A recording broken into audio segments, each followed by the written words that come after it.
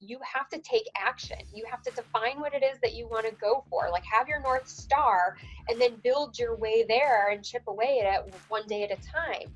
And that, for me, like, hearing this concept of like, I don't have to sit here in this dark place anymore. I have the strength, I have the power within me to break out of that. I'm just not tapping into that power right now. Everything I need to be successful or to be what I really want to be is right here. It's within me. And I just have to start using it. Awesome. And we are good to go. We're recording. Karin Freeland, welcome to the show all the way from New Jersey. How are you doing? I'm doing great. Thank you so much for having me. I'm really excited to be here today. My pleasure. So let's dive right into it. Sure. What's your backstory? You know, give a little bit of context, I guess, on you for anyone that's going to be listening or watching this as to who you are, who's Karin, what's she about, and I guess a little bit about your journey that's brought you to where you are today in your life. Sure. So that's a lot to unpack in an intro, but I'll do my best. So, Karin Freeland, I grew up in upstate New York and was a dancer for most of my life. That was my passion, and didn't, really know what I wanted to do, right? I kind of like was in high school and thought, I really love dancing. I'm not super motivated to have probably a corporate job. Um, I probably should figure out where I want to go to college. How about SUNY Brockport? And so it was a college in upstate New York that was known for dance. And I thought, perfect. I don't even have to write an essay to get into college. Like, this is my kind of school. So I went there for school, danced for 4 years, and again, didn't really put any stock into what I wanted to do with my life. So I was about 2 weeks away from graduation, called a friend, and she was living in Miami, Florida, and said, I could use a roommate. Do you want to move to Florida? Okay, sure. I don't have a job. I can act in Florida. I can dance in Florida. Why not? So I spent a few years in Miami before ultimately making the transition to New York and trying my whole gig on this soap circuit and acting and waiting tables. And then, I was mildly successful, but that big break always seemed like it was just out of reach. And I was about 24 years old, and I had about $24 in the bank. I thought, gosh, there's got to be something else. Like, I want to be a little more secure. And so I started putting my resume out there and ended up getting a job in sales, which turns out I was pretty good at it. I sold Blackberries for T-Mobile for a bit. And I didn't even know what a BlackBerry was. I had no technology background, but I had a gift of talking to people. And did that for a while, and then just moved my way through corporate America to the point where I was actually chief of staff for the president of a $13 billion business for a while, and held some other prominent positions at some top brands. But I kept feeling like something was missing from my life. I just didn't have that sense of purpose. And it wasn't until I went through a pretty traumatic, maybe too much of a word, but to me it felt really traumatic, midlife crisis. And then coming out of that, sort of seeing opportunity to write a book. And so now I'm in the whole process of writing a memoir that I'm really excited about, and building my brand and my platform around this new book. So that's like the 2-minute cliff notes of my life, if you will. The abridged version. Yeah, So okay, let's start. Let's go back a little bit and start on, because there'll be sure. like different things, I guess, at different phases of what you've gone through that'll be sort of maybe interesting to different segments of people, right? So if we Yeah. start with the creative sort of acting side and what you're doing there, and obviously, it's not the most secure kind of industry in the world. When you say like moderate success, because it's good to give context, what are we talking about here? We're talking about like, a Yeah, few day player roles, some guest star stuff, like what kind of stuff are you sure. doing? Yeah, so a lot of like smaller commercials or like print model stuff. You can find all kinds of Getty images with my face on them. doing a lot of like little theater things, like off Broadway, down in like St. Mark's and stuff. Hmm. I was on From Justin to Kelly. I was the Okay. bathroom girl. I did a couple of a B-rated, like I call it B-rated, but it was like a horror flick called Passing Fancy, where I was a supporting character. So that was probably my biggest role. Played Gal. When's this? Got So to we're actually talking like 2000. 2002 to like 2008-ish, Right. kind of the Okay. time frame that I was really in it. Um, and then a lot of background work. I mean, I think we've all, as actors and actresses, gone through that, right? Where it's, come work on All My Children and just get your feet wet as a background actress. There'll be an under 5 coming soon. Don't worry. And then it just felt like, okay, I've been doing this for 2 years now. Like, where's the under 5? Um, and in the meantime, I was kind of working. Eventually, I transitioned into pharmaceutical sales. So I would go in the morning, see a couple of doctors, talk to them about the product, go shoot an episode of All My Children or Guiding Light, and then I'd pop back out into my sales role and go see some more doctors and take them to dinner at night or whatever I had to do for my job. And it worked really well for a while. And then the economics just like didn't work anymore. And I was like, I could make more money just doing my pharma job than scooting out for, $125 for, a background role. So it became one of those things where I had to make a choice, like, what do I want to do? What are my end goals? And at that time, I had some materialistic views, I think. It was like, I'm healthy, I'm young, everything's great. Well, I want money, or I want the flexibility to do these things. And I made that switch to kind of come out of acting. But I will say, acting, you never leave that, because even in corporate America, I mean, there's times where you just have to act, right? You have to act like you believe in the policy that was just put forth, or you are having a bad day, but you have to show up and be on for this meeting.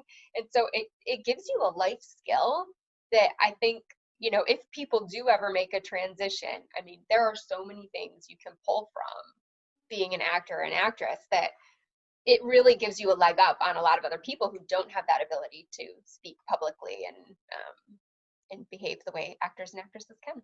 Yeah, I mean, I always quote this Hugh Jackman quote where he said he thinks everybody should take an acting class at least once, because a good acting class, not some of the crap Yes. ones that are out there. But that a good acting class is basically like therapy on steroids, and Yes. or counseling, whatever word doesn't trigger people.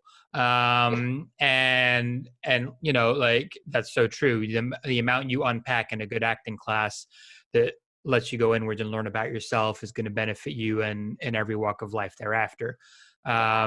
And yeah, if you're going to work in a corporate job or whatever kind of other capacity, there are so many transferable skills, because acting isn't really about pretending to be someone else. It's actually about understanding more of the truth of what we are as humans and as an individual, and then the stories that we tell. And it's really, psychology and so many other things that you just see through this prism of TV or theater, but actually is just a life thing. And so I totally get how that would transition quite naturally over to say sales, especially, right? Yeah. So would you say that acting and performing was, as from a career at least, was a passion, or was it just something that, like, obviously, I guess without putting words in your mouth, the passion probably Yeah. wasn't there to pursue it as a career. Otherwise, you'd still be doing it or would have done it, at least at that time. So Yeah. there was Yeah. an I think, interest, but no, I think you're right. I mean, there was definitely a level of passion there at one point.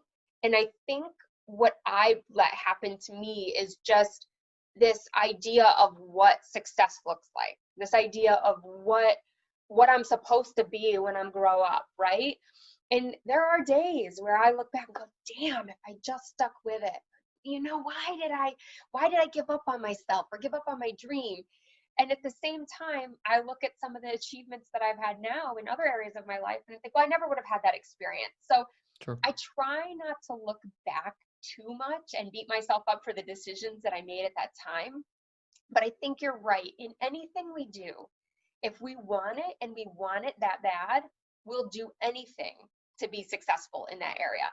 and nothing will stop you. Nothing will deter you because you just have that drive and that fire inside of you.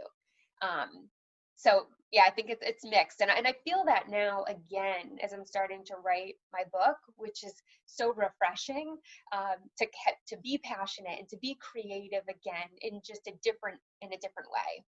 Yeah, I mean, I don't think we're supposed to just consume and not create, but Right. that's what we're taught to do, at least mainstream Yeah. wise anyway, right? I guess the reason I asked that was because, a lot of people get drawn into the allure of the idea of acting and bright lights, and like they do it for maybe the wrong reasons because they want to Yes. be a movie star. Um, and Yes. I know like a lot of people, well, or I've come across a lot of people that, they do a class, maybe not even a good one, and after 6 months, they're getting bitter because they've not been on a TV show, Right. and it's so counterintuitive that there's this entitlement, or the idea of what it is for them is, some big glamorous thing, which it actually isn't really that No. glamorous half the time. And so the reason I asked is because they always say, with anything, but especially I guess performing arts, like if you don't want to do it, like no matter what, if you can't see yourself doing Right. it when you're 85, if you can't see yourself, doing it even for free, not that it should be Hmm. that it's unpaid, but that if you would Right. still do it, if no money was an object, then don't do it. Because it is one of those things where there isn't like a do A, B, and C and you get D. It's like Yes. there's no Oh, I rules. completely agree. And I think if you look back at so many movies, you'll be like, oh, hey, that's so and so, or that's so and so. And Sure, they're in the background, they're, the cashier or something. And sure. so it is such a long game. I mean, there's very few people who have overnight success, and the ones that you think have overnight success, you actually find out, no, they were grinding, going to casting calls and auditions, just like the rest of us, for 10 years before they finally got their big break. Sure. Yeah. I mean, it's the whole thing with George Clooney that everybody always talks about, where he Yeah. appears on ER and he's an overnight success, but actually for decades, or a decade, I should say, he was just like getting no luck. Well, he was working, but he wasn't. Yeah. He wasn't known. And I think we're talking about a time where obviously it was maybe not quite as easy to do your own thing, and also I think maybe where it was a bit more taboo if you had like another job. So I guess my second point was, Yes. did it ever cross your mind at that point, or did you ever consider somehow trying to find a way to juggle the two, like still working corporate or whatever Yep. jobs you had to make a living, but find a way to get an agent that would help you still go and audition and all that stuff? Did that ever? Yeah, and I did for a while. Like I said, when I was in sales, I definitely tried to juggle the two. I'd get called for Saturday Night Live and I'd go do a show and I'm shooting. I'm there till 1, 2 o'clock in the morning by the time I get home. And the next day you're got to be up bright-eyed and bushy-tailed. But it was challenging, right? Because you'd be sitting in your office job and you get a call, hey, they need you in New York in 2 hours for an audition. And it's like, I'm in Jersey. I can't even get to New York in 2 hours at this time of day. And then it's like, okay, well, maybe you could make it for the audition, but actually on the day that there's the actual shoot, you have a huge ops review that, like, how are you going to tell your management team, I can't be there for this huge meeting that I'm supposed to present at because I got a job as in a commercial or on a dating game show? It just started to get tricky. But I'm a big proponent of, when you're making that career transition, not to just do it all at once. And that's why I did really juggle them for a while.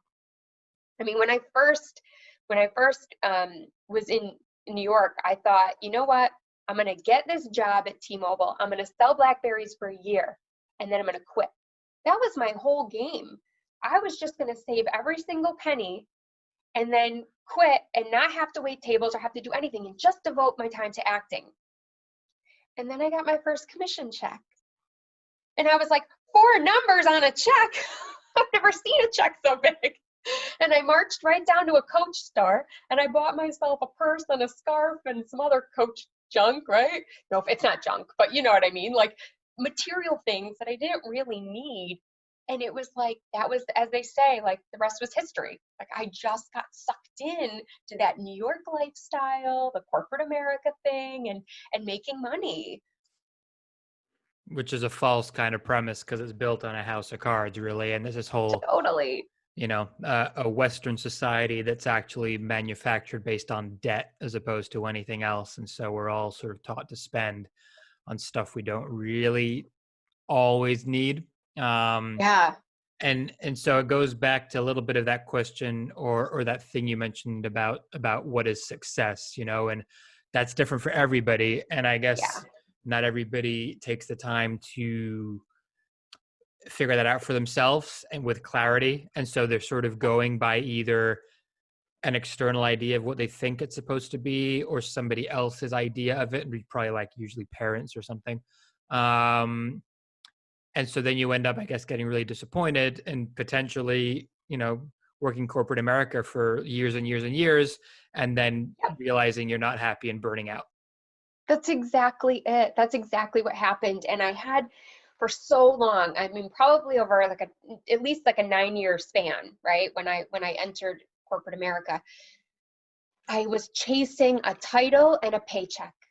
And to me, success was, first starting out in my first role, it was getting to marketing manager.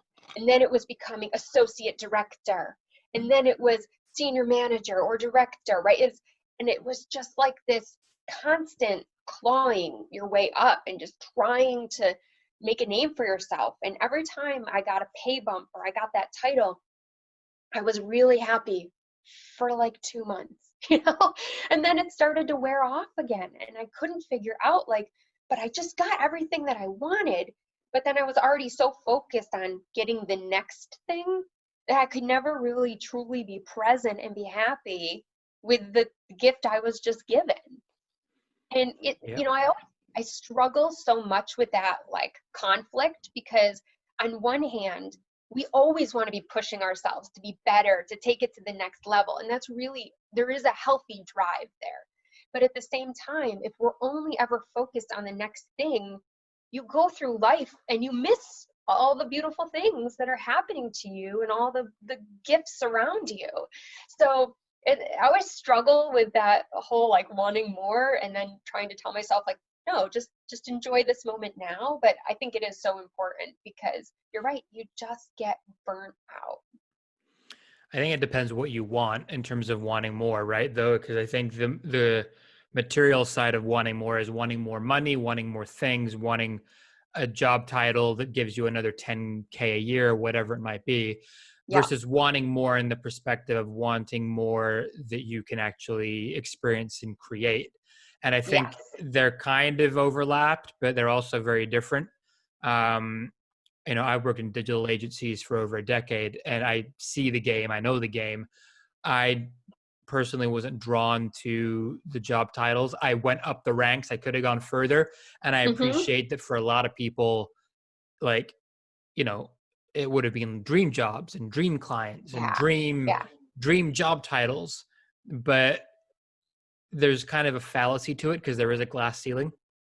Yes. You claw so far, and then once you get to like the super head of department, well, unless you're going to be CEO or something, you usually see people hop around then from company to company, just getting the same job title somewhere else for a little bit more money.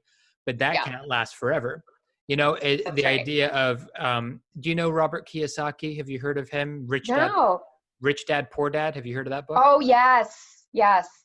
So I'm reading one of his other books, and there's a line in there that I really liked where he says, he wrote it just after the crash of '08, and he says there's no such thing, like he said, no, he says job security does not equate to financial security, Mm, but we believe that if we have a secure job, we're going to be financially secure for life, which is yeah.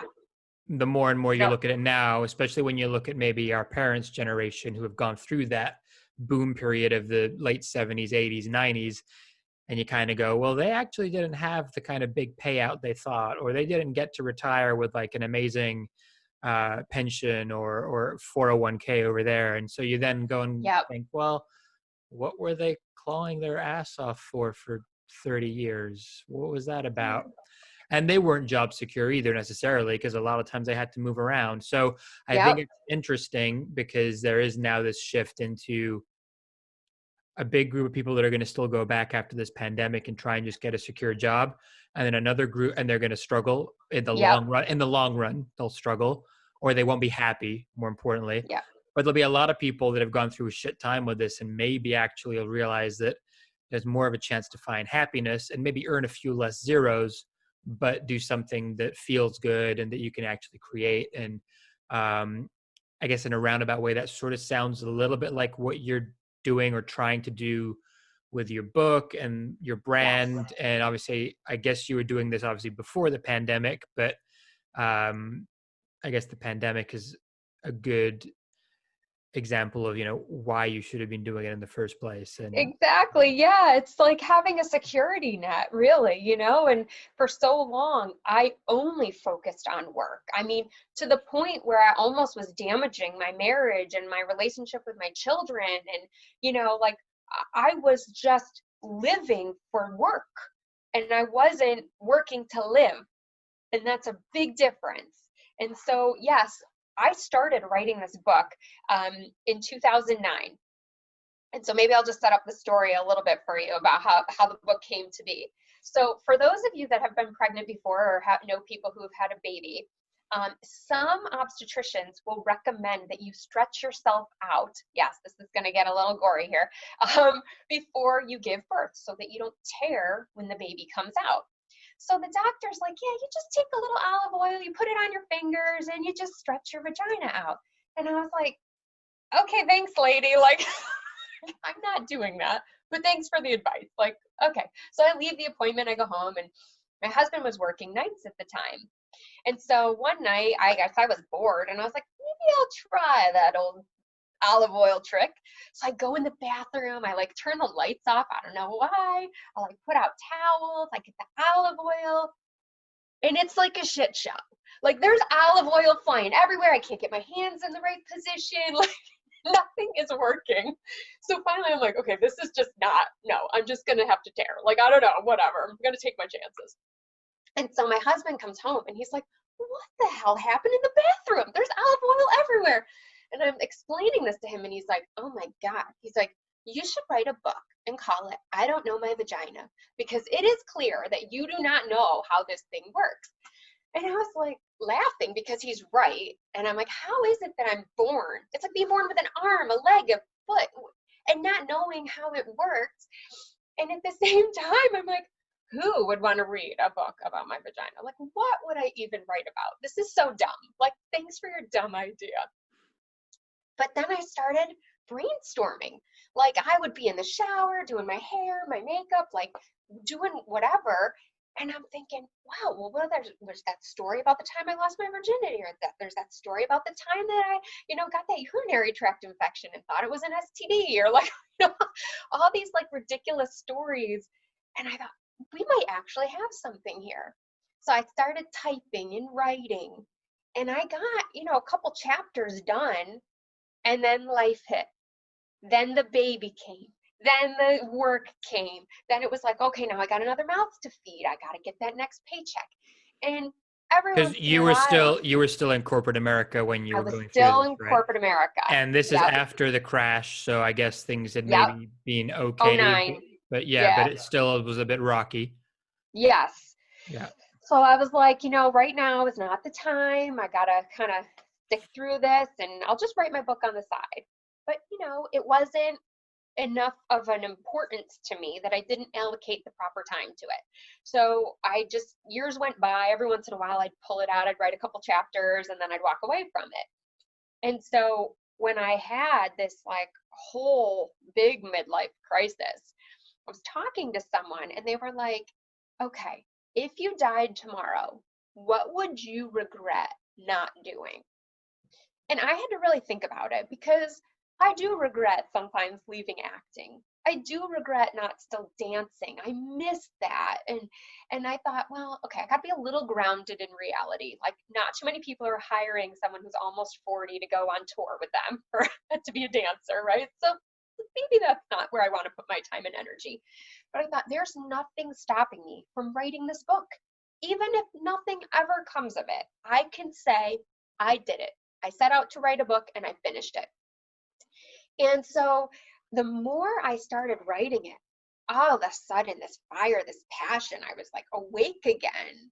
And for the first time in so many years, I just was creating and loving things. And, my whole outlook on life just changed. And I was sharing it with people and getting good feedback. And I thought, yes, I'm onto something. Like this is what I'm meant to do Well, right that's the here with difference when you create stuff, right? Because when you're creating yes, something for yourself, not for like a company or doing a task, which you could argue is creative, but it's still coming into fruition for someone else's benefit or gain or need. It's not quite that's the right. same. Whereas if you're creating, doesn't have to just be artistic. I think people think creating means painting, arts, books, and movies. And no, creating could be create a business, create a brand, but it's Yep. yours. It's like Yes. you're leaving some tangible legacy, asset, whatever you want to call it, that has your imprint on it.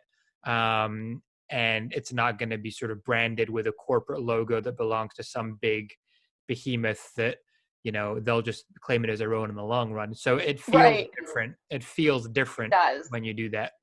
I mean, when you start it, it's obviously a period where the idea of branding as a person, like a personal brand, existed, but it was very much more unspoken and not as commonplace as it is now. Like a personal Yeah. brand back then, you would just see someone like Jordan or Kobe, and they have personal brands because of just who they are, and you think that's reserved for megastars, which it Right. maybe was. But now with the internet and the last, especially I'd say 4 or 5 years, you have this boom of people who have built their own personal brands and Yeah. that it's more accessible. So it's probably as good a time as any to dust off the book. And when I say personal brand, I don't mean influencers either, because I think there's a distinction. I think you have an Right. influencer on Instagram, but a brand who's got a personal brand could be, someone who has their own micro business that, I don't know, they sell donuts, like, or whatever it could be.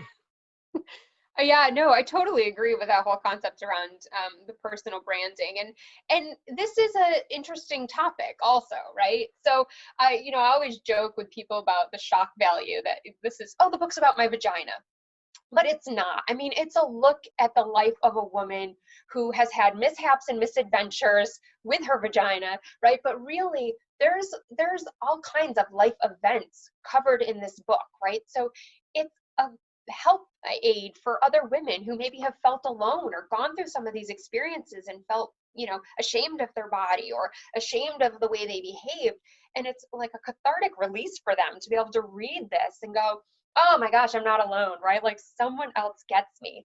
And today in our culture, I mean, these types of things are so much more acceptable, right?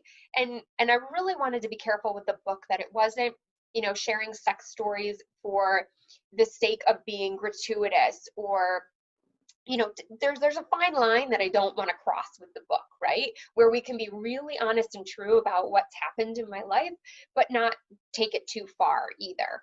I think now the culture is much more accepting of these topics, so it does feel like a good time to bring this out. But that doesn't make it easier because I have two boys, and my husband married, and so sometimes, like, I'll talk about a story and he's like, I don't even want to know. He's like, just stop right now. I'm done. Like, mm-mm. And he's, sometimes he challenges me. He's like, the boys are going to read this. And I'm like, I know, but it's real. It's what happened to me. And I don't want to censor myself that much. But it is a struggle. I guess though it's an important conversation and challenge to have as opposed Yeah. to no, but because it also has to sort of, I guess, have checkpoints along the way for you to at least have that Yes. consideration and thought process. Um, that yeah, at the end of the day, yeah, your boys might read it, but then they have to, I guess, what's the prism? Would they look at it and go and think, oh, I'm embarrassed? Or can you find a prism where it's like, well, actually it's teaching me to be authentic? And Yeah. obviously, it depends how you approach it, and you could end up going either way, right? But Right. there isn't always like the, oh my god, it's cringeworthy, embarrassing per se, if you find a different angle to it. um, Yeah. And I And think hiring an editor was probably the best decision I've made, right? Which was a big decision because it's a financial investment. And I really thought long and hard about it, but I said, no, I have to invest in myself. If I want this book to be good, not even good, right? If I want it to be great, then I need someone with a professional eye that can help me make sure I don't cross those lines and hone those stories. And it's one of the best decisions I've ever made because I can see the transformation that the book has made from when I wrote it to when he's now helped me cultivate some of those stories. So, I think if people out there who are maybe listening that have a dream or have a goal or something they want to achieve, you have to make a plan, follow the plan, and make the investment. If you really believe in it, you have to put the money and the time and the energy behind it because there's no career fairy. Whatever you want that career to be, like no fairy's going to jump out of the woods and be like, oh, you're so talented and wonderful. Here, your book's a bestseller. No, you got to do the work, right? You got to write the book. You got to take the time to edit it. You got to, socialize it with other people, get beta readers and all these things. Take that and apply it to whatever your dream or goal is. We got to put in the work and put in the money. yeah, but I think a lot of people get off the boat right there because it's easier and safer just to collect a paycheck every month. Right. Until you which is fair enough and fine, until you maybe realize you're not either happy with it or you have so many other commitments that you didn't take a chance on the things you really wanted to do. And that's, I think, where bitterness comes into play, right? Yes. And that regret. And that's just a horrible place to be for me, right? And again, like, I'm not here to judge people. Right? You have to do what works for you. But if you're sitting there and waking up every day going, what is my purpose? Why am I here? And those were the big questions that I was asking myself, looking in the mirror going like, oh my gosh, I'm going to be 40 soon. What am I? And I'm miserable. I'm just going through life and letting life happen to me. There has to be more to life than this. And so being able to really dig deep and find that passion and what's going to get you charged again, for me, I just couldn't live with that potential of regret. And waking up one day on my deathbed going, well, that's great. I'm CMO at this company and no one gives a shit because I'm replaceable and they'll just hire someone else if something happens to me or whatever. I just couldn't live with that anymore. And it would have been easy to stay on that hamster wheel because once you're on it, Yeah. especially in a big city, Yes. like, because there's always a job potentially, and okay, you go through a rough patch, but I'll just throw out my resume and I'll find Mm-hmm. another job, and you just stay on that kind of vicious cycle until they don't need you anymore, and Yeah. then one day no one will want you anymore, and then you're kind of like, but normally I find something else, but nothing's there. Right. Or the job market starts to change because of technology, which could end up happening, and then people haven't adapted to maybe a different way of making a living. Right. So I think what could be quite interesting is to talk a little bit about that period of what you were calling like a crisis, because I wouldn't be surprised if a lot of people have gone through something maybe similar or think they're going through it, or maybe they Yeah. haven't.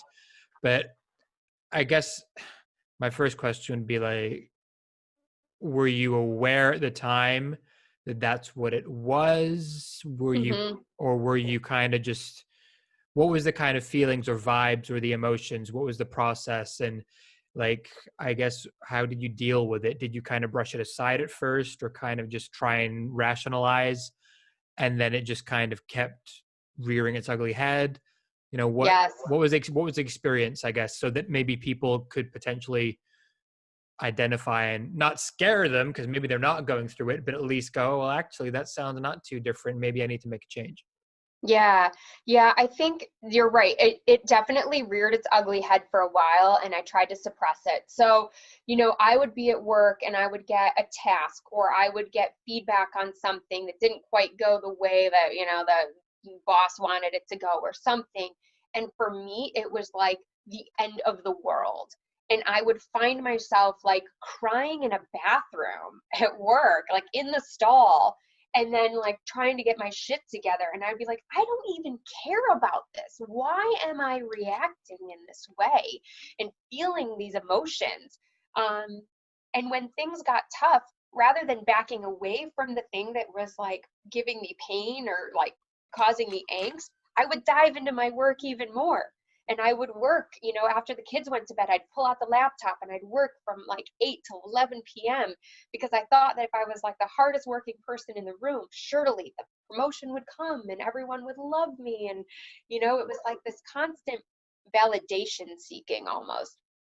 And no matter how hard I tried, or no matter when I did get the validation, it would feel good for a minute. And then I'd be right back to this place of like, what am I doing with my life? Why do I even care about this? And it got to the point where at that point, I didn't know it was a like midlife crisis, right? I just felt like, I don't know what's wrong with me. And, my sister, I would complain to her and she would be like, I'm telling you, you got to do something different. Corporate America's not for you. Like, start your own thing.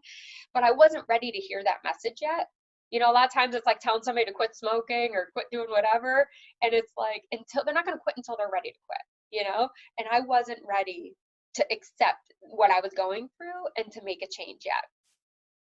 And then I want to say around 2018, beginning of 2019 is when it really started to manifest itself in different ways. And so I've never really told anybody this before, so hopefully you don't all think I'm a head case after this, but I drank a lot, right? Which I don't really do anymore, but I was drinking a lot at night, 3, maybe sometimes 4, but anywhere between 2 to 3 drinks a night, but every night of the week.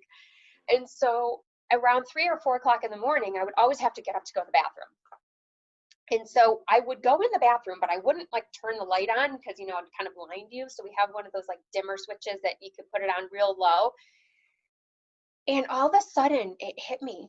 Like, I've just been sleeping for this many hours and I didn't know what was happening.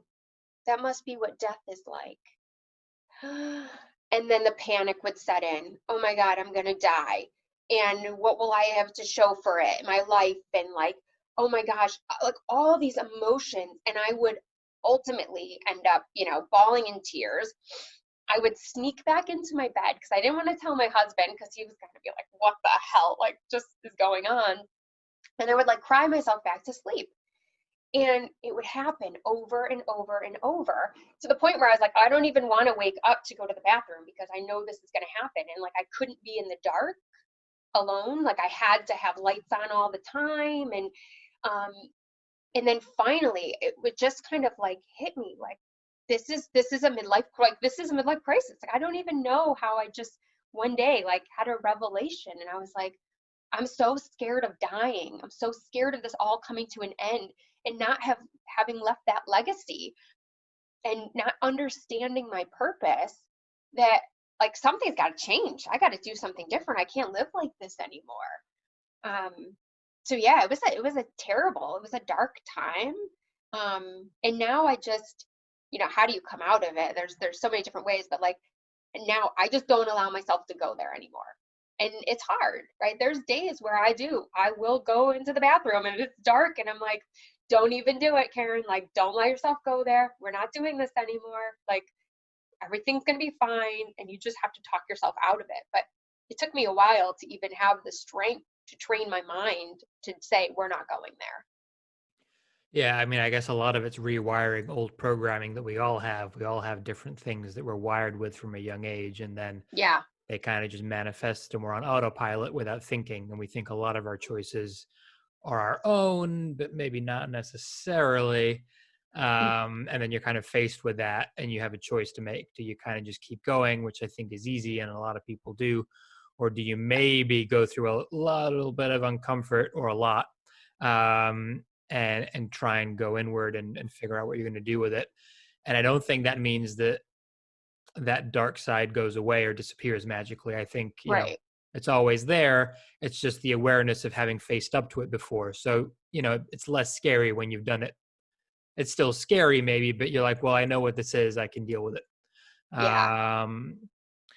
And it's interesting because I wonder how many people come across those kinds of moments, but then still turn a blind eye. And I do believe in what you Mm-hmm. said, which is that notion of, divine timing, whatever you want to call it. Like, people can't do something unless they buy into it themselves and are really ready. Yes. for all the will in the world of everybody else.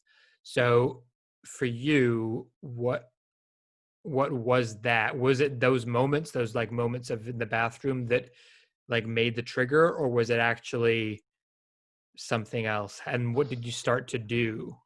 Yeah, that was definitely part of it, but also there was a video on YouTube that someone shared with me around the secret and how you start to manifest through positive thinking and like bringing about your destiny. And there was a guy from the who wrote the Chicken Soup for the Soul series or whatever that book was, Hmm. and he was talking about how like sort of my point earlier around the career fairy, like no one's gonna write this book for you, and you have to take action. You have to define what it is that you want to go for, like have your north star and then build your way there and chip away at it one day at a time. And that for me, like hearing this concept of like I don't have to sit here in this dark place anymore. I have the strength, I have the power within me to break out of that. I'm just not tapping into that power right now. Everything I need to be successful or to be what I really want to be is right here. It's within me. And I just have to start using it. And so I think watching that video was a big turning point for me.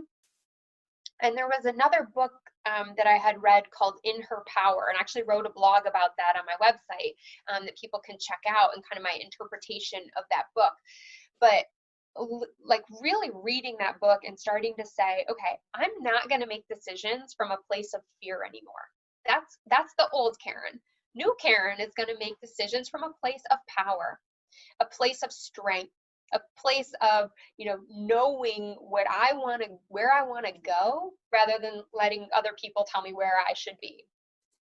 And so when I started to make those changes is when I really started to see a shift in my response to things and being able to come out of the darkness. And then once I was out, it was like, oh, I'm not going back there again. Like that's I did everything in my power to prevent that from happening again. So for people that are in a corporate world, which is the Mhm. majority, Yeah, that I think if you're working a corporate job and you're happy, power to you. cool. If Right, you're genuinely exactly. happy, like you do Yep. you, because for a lot of people, they are genuinely happy working for a big multinational corporation and living that life. And if you are happy, then great. Um, Yes. as long as you're doing it for you and not because you think you need to have that job title to prove something to someone else, or because it's going to get you the 3 BMWs and the 2 yachts and the membership of the country club because you need to show off that to validate. Like, Right.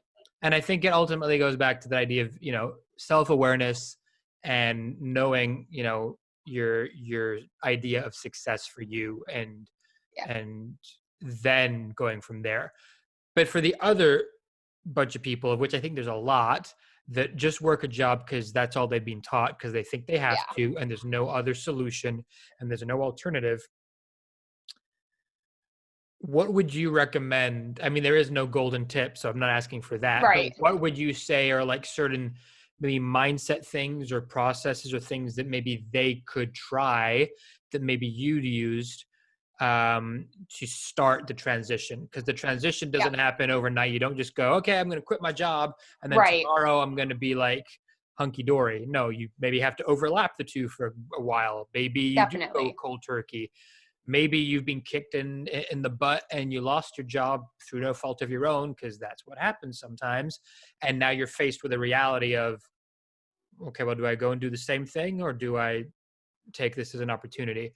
But there's a mindset thing that Yeah. comes before the action. So Yeah. what kind of mindset Sure. hacks would you suggest? Yeah, so I mean, I'm very fortunate. I have a mentor. She's actually a career coach for other people, but she, saw something in me and, was gracious enough to help me and support me for free, which is always beneficial. So make sure you tap into your network because there's always someone out there who's willing to help you. And through some of our mentoring sessions, she actually had me go through an exercise where I needed to prioritize everything that's important to me. Like on one piece of paper, put everything that's important to me, right? And don't censor yourself, right? So I had things like make $300,000 a year on there because, hey, that would be great. I would love that, right? But I had things like be a good mom, be present with my children, finish my book, meet Oprah, be part of her book club, right? Like all these things that I want to envision happening and I want to bring to fruition. And then we went through an exercise. Okay, great. Now rank those in importance and then tell me how much time you spend on those things. Ooh, okay. Well, I really want to finish my book, but I'm only spending 10 minutes a day on that. Okay, maybe that's a misalignment there. And so by doing this exercise, it really forced me to go, no, what is my priority? And where do I want to be spending my time and energy? So instead of working at night from 8 to 10 at my corporate job, now I'm writing a book and it doesn't even feel like work because I write the chapter, I go through the edits that my editor sends back, or I work on building a website, or my next blog. And, most of us can't just quit our job overnight and, still pay the bills and all these other things.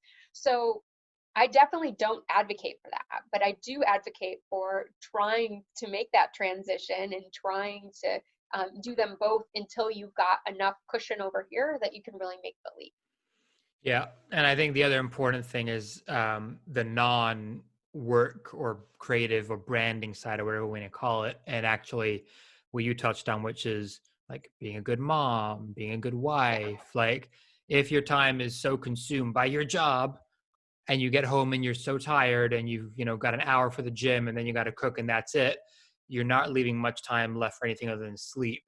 So where are we allocating time for things that really matter, such as, your family, your friends, your partner, your kids, your parents, and making sure that we're not just running on a wheel to, yes, get the job that pays the bills and then pursue the passion, but then having no time for all that other stuff. Because that's the other thing. There's no point, in my opinion, creating all these things that we want to create, like a book in your case or a film in mine, but then you don't have someone to share it with.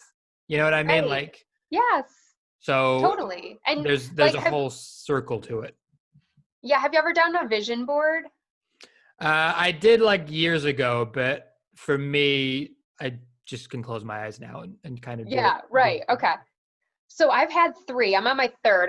I did bring it. I'll flash it up really quick so you can just kind of like see what's on there, right? But like I had 2 beforehand and they were all like things, right? It was like the big car, the big house, the this, that. And then the one time I had like a lotto ticket on there because I want to win the lotto. I thought if I put the lotto on there, I'll win it. And my husband was like, you have to play the lotto to win the lotto. And I was like, oh yeah, you're right. So I like scrap that vision board, started over. But then finally I was coming out of this midlife crisis. I redid the vision board and it was now things that are important to me, like family or eating good, healthy food, or, maybe I'm not going to be a dancer anymore, but I can go to Broadway and see the shows because of the money that I earn or whatever, right? So I can have those experiences, which are more important to me than the money itself.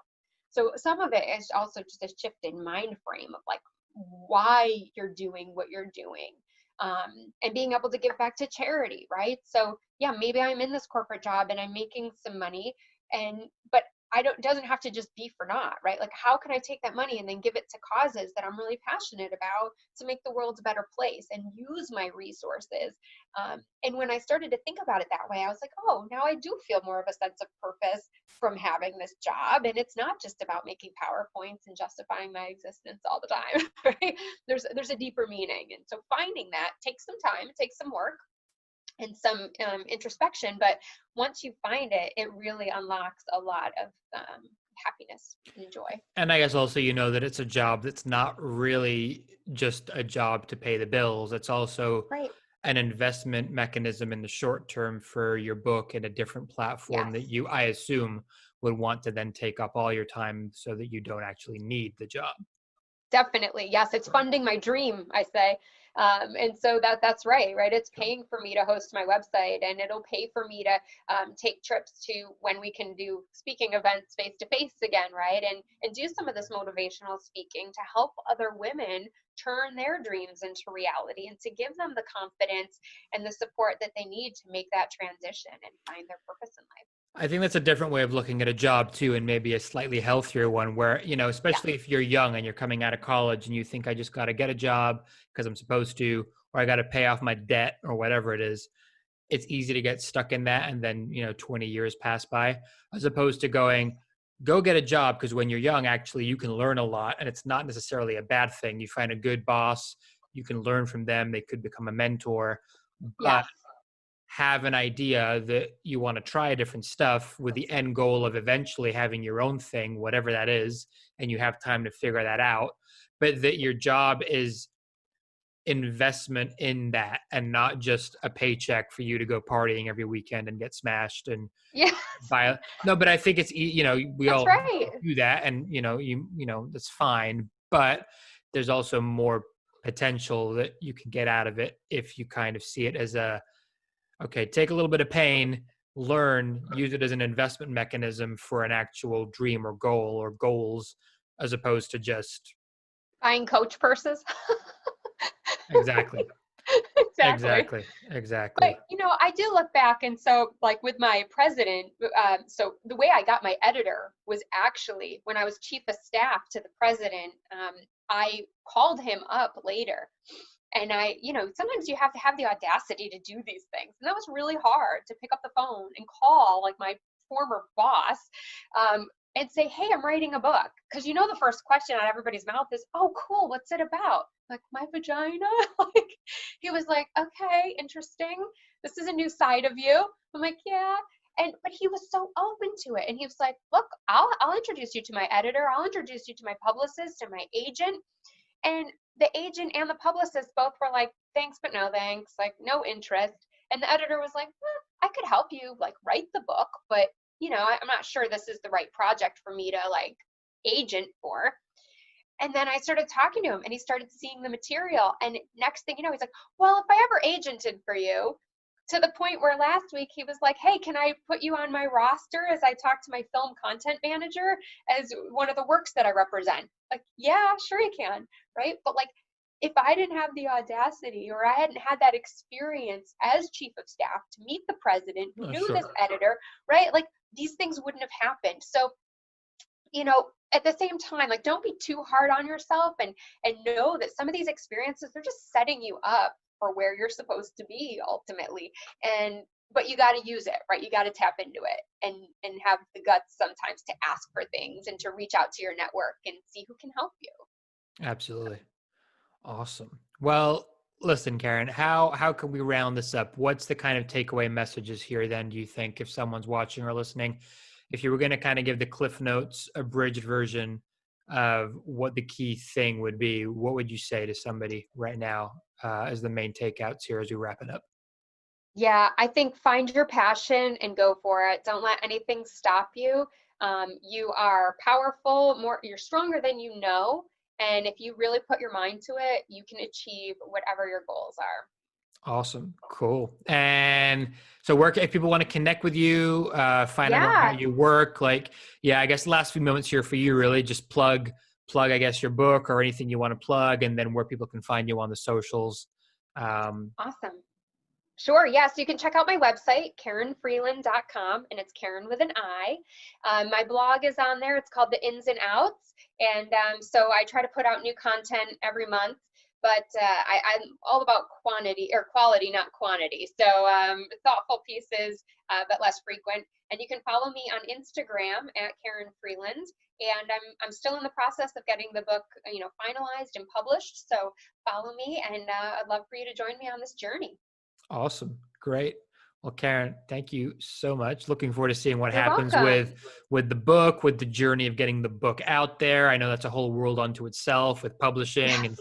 and self-publishing and that whole thing, but it's exciting. Once you get one done, you then can go on and do more, and like you said, speaking and talks. So it could open up a whole bunch of stuff for you. So Yeah, Yeah, let's that's the plan. definitely, we can circle back once you're kind of out there and promoting it and it's actually tangible, and talk about that process whenever that might be. Yeah, that would be great. Thank you. Awesome. All right, Karin. Well, thanks for coming on. Appreciate it. It's been great chatting to you. You too. Take it easy, and we'll talk soon. Thank you. Bye. Sounds good. Bye.